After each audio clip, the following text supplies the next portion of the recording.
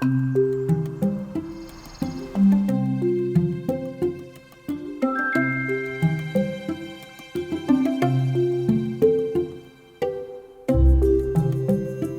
Saskatchewan is home to boreal forests and strong community pride. 66 kilometers northeast of Saskatoon, in the town of Rossthern, lies an old CN railway station.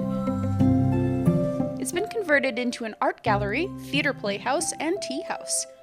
Station Arts Centre opened in 1989. It hosts exhibitions by Saskatchewan artists, theatre, and concerts. But railway history is also a big part of the community hub. An old caboose sits on the tracks at the back of the centre.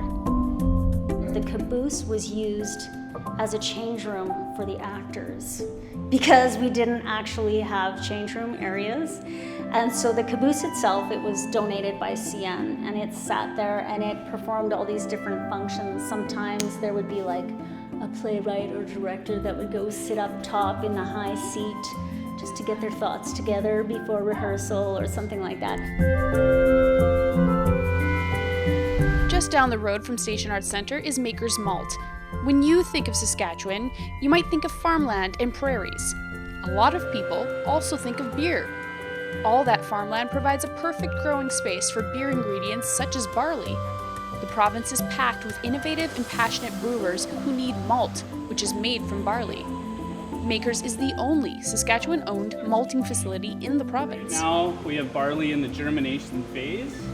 The brewers and also their consumers saw the benefit of local and a short supply chain. I mean, if you want to get barley from us, you can call me. I grew it. Me and Steven malted it. I palletized it, and I'm going to bring it out to you. So it's not a difficult thing where you're talking about overseas shipping and a bunch of other issues to get your barley in-house. 12 kilometers from Duck Lake sits Beardy's in Okamasas Cree Nation.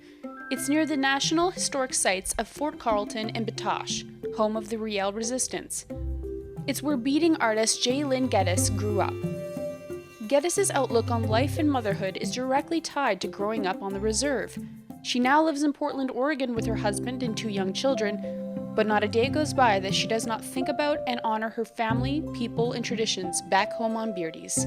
Now that I'm raising my children away from our community, I couldn't realize what like a blessing it was to go to school and hear teachers like speaking Cree to one another. And you don't realize like what a gift that was. And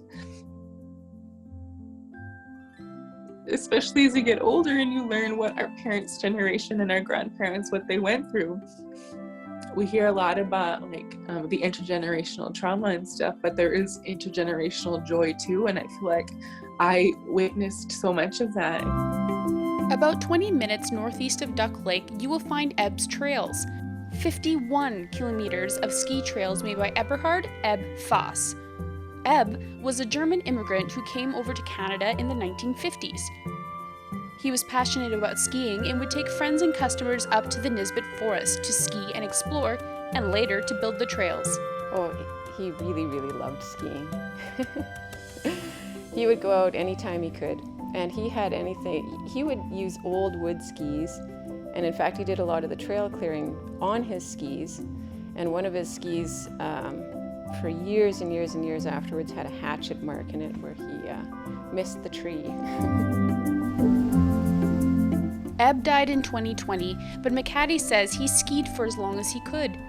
Today, the Saskatoon Nordic Ski Club carries on Ebb's passion for the trails by voluntarily maintaining the winding paths.